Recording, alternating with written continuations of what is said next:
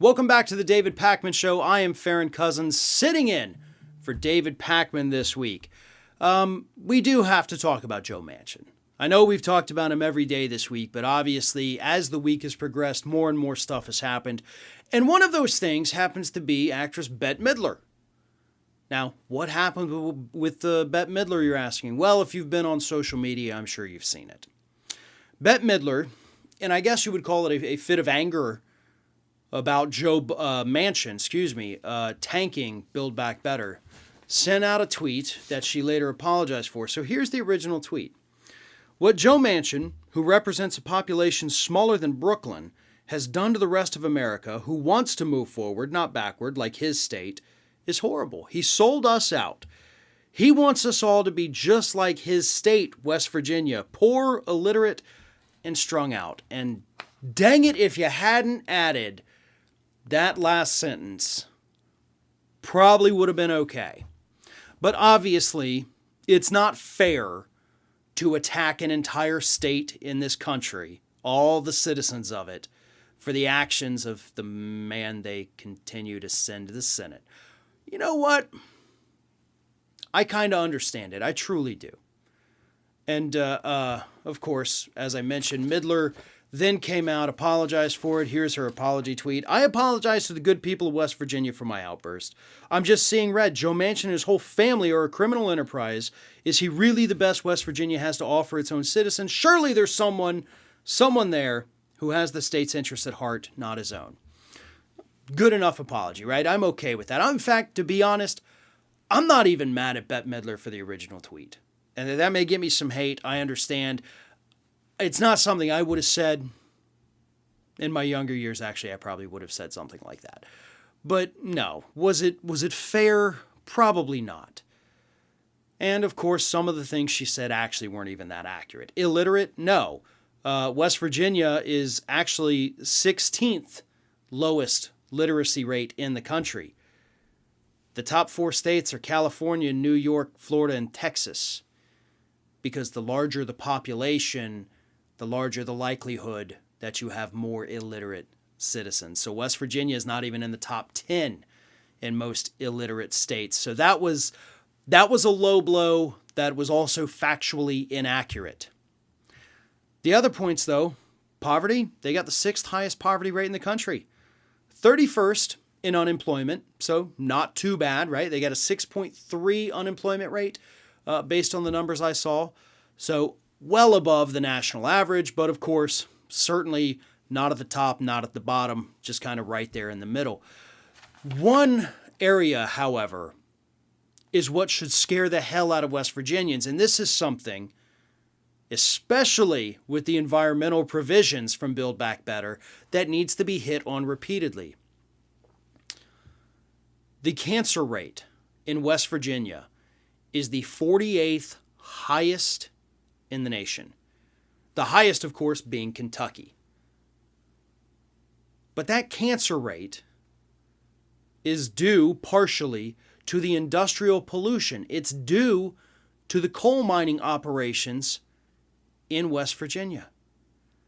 But the industrial pollution in West Virginia is well documented. I happen to work with Mike Papantonio, who has handled multiple environmental lawsuits in West Virginia where people left and right have been poisoned by megacorporations for decades.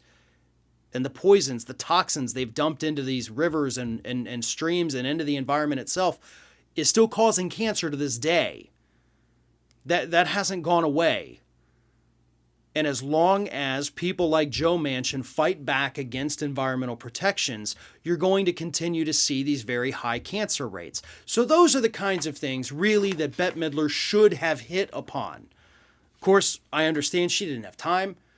She's not a political researcher. She's not involved in political media in any way. So she spoke from the heart, and sometimes when you do that, you say things that you really ought not say.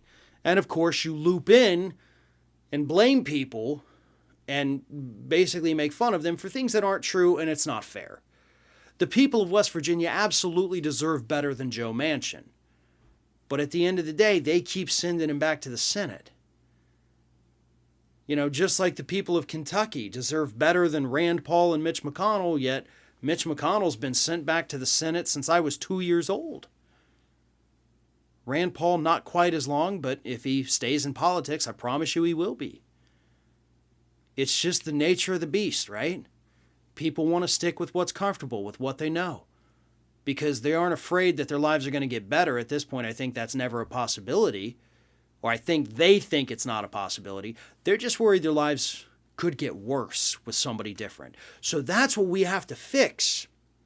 That's what we have to address with these people, these residents in these areas that keep electing horrible people like Joe Manchin.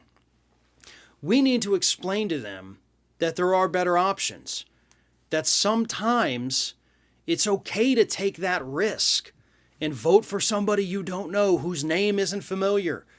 Joe Manchin, obviously well known throughout West Virginia, more well known across America today than I'm sure Manchin ever wanted to be. So that's up to us to educate these people, to help them understand that they deserve better and they can have better. Look at it this way. Joe Manchin blocking Build Back Better is, of course, harmful to the very citizens that he represents in West Virginia. But it's harmful to the entire United States as well. Goldman Sachs came out, they revised their economic outlook for the year 2022, had to revise it down based on Joe Manchin's statement. They've also told us that killing this bill is going to starve the United States economy next year of $60 billion. $60 billion. First quarter GDP growth for next year was revised down from 3% to 2%, a full percentage point. In terms of GDP, that's a relatively big deal for one man's vote on one piece of legislation. That's how powerful he is. He shouldn't be. There's absolutely no reason Joe Manchin should have this power. And that, of course, is what sets people like Bette Midler off. It sets all of us off.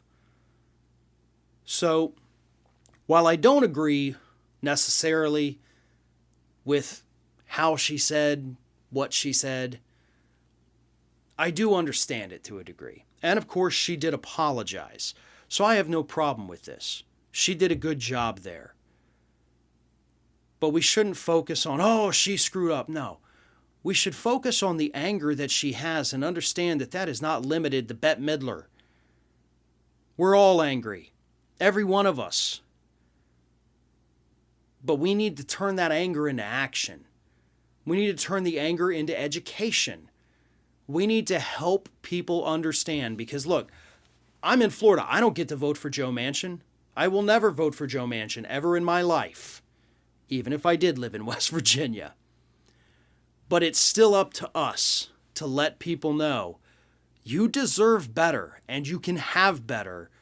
You just have to take that gamble on a name that's not familiar to you. And trust me, folks, that is so hard to convince people to do. But the country may not have much of a choice, so we have to.